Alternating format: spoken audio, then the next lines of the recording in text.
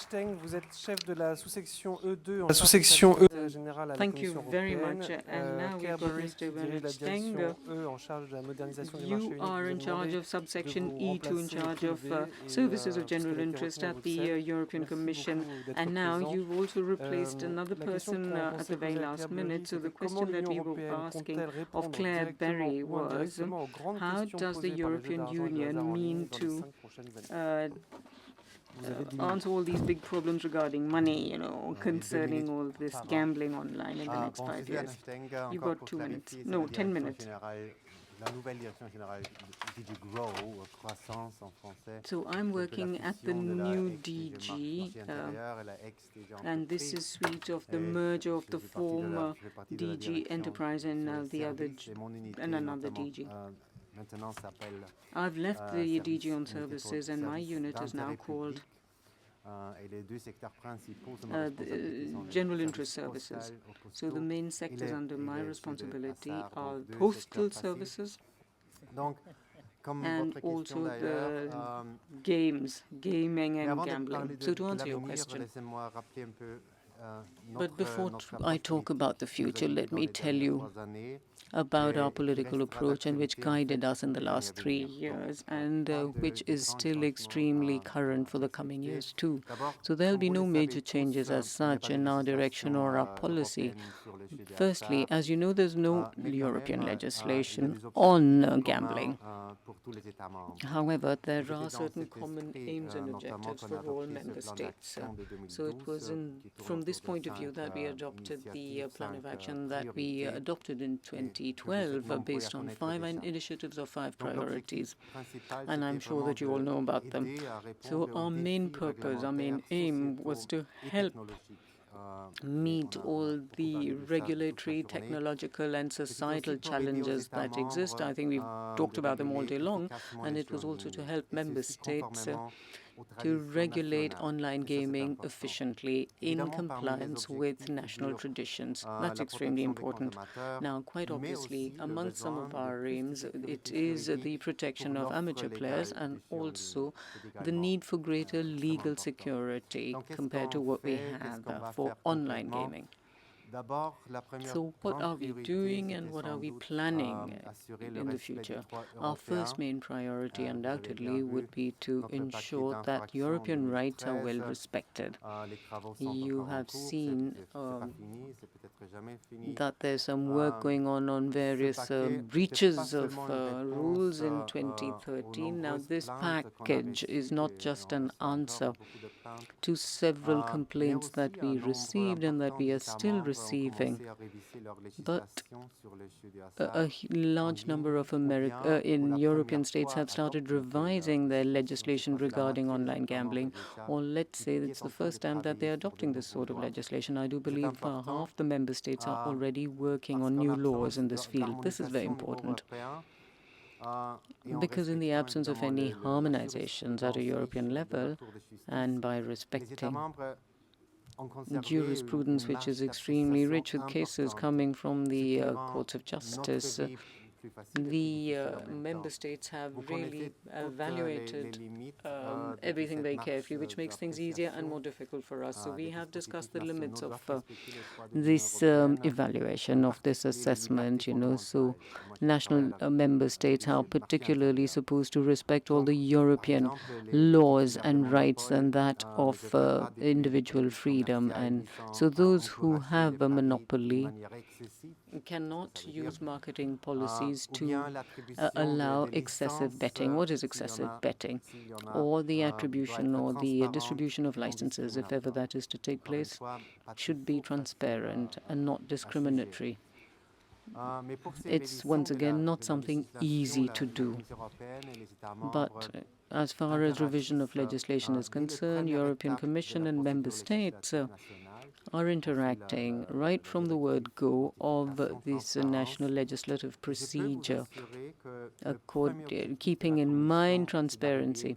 And I can assure you that our main purpose at the Commission is to come up with positive results and that we come to a mutual agreement. So it is a cooperative process. It is not just an occasional examination of what we are doing. So that's what we've been doing now for some years with each of the member countries. We talk about it right from the word go and discuss what the limits and the aims are for any revision of legislation. Let me briefly tell you about some of our other initiatives. I know I have just 10 minutes. To begin with, you must have noticed the recommendation that we adopted in 2014 on protection of consumers, which was one of our main and overriding goals. The idea behind it was to help distribute or talk about, disseminate good practices. There are, but they're not shared by all, so we wish to provide a sort of toolbox to member states, particularly those who are changing or revamping their legislation. So this recommendation goes via, impact studies, behavioral studies, all aimed at protecting consumers and so on. So we always base it on the surveys and research that we do. At this point in time, we request member states to tell us about what's happening in this particular field in each country, to see what is useful, what might be sifted out of all that is going on, and presented to the others. Another major example is the work that we are doing on administrative cooperation. This is very important. Since there's absolutely no European legislation, so it becomes all the more important because national authorities have to cooperate very efficiently all the year round with our expert group that we put together following the adoption of this plan of action. Our group of experts has been working the whole year round to come to an agreement on the experience they have. So it's sometimes bilateral agreements, for instance, between Italy and France, or France and Spain, or France and the UK. So this is a sort of cooperative pact that they have between countries. And I do hope that it'll all be signed by end of November, so in just a few more weeks. So this is it is not a mandatory pact. It is just a sharing of information and all developments that take place. So something in the common interest of the regulator. It's very crucial for the future. Now, briefly in conclusion, to begin with, we will continue concentrating on online gaming. It's the online which is extremely important because it is cross-border. Now, this action plan with our 5 priorities will remain the very foundation of our policy. We will not come out with some new communication with new priorities. The subjects are always the same, and we are not ready as yet to change them. Also, there are so many different regulatory approaches, but as we said, we have common aims, all of us, and that is to protect citizens, as well as the fact that all legal authorities should be able to provide diversified and attractive services which are properly regulated to the consumers, because we would like to dissuade, deter users and players from going on illegal sites.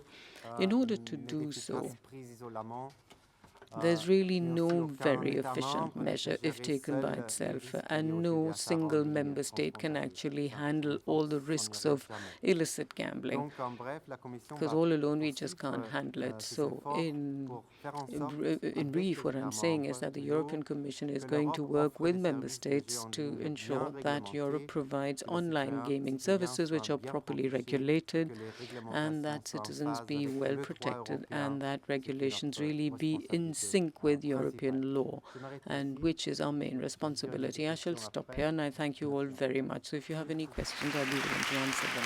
Thank you.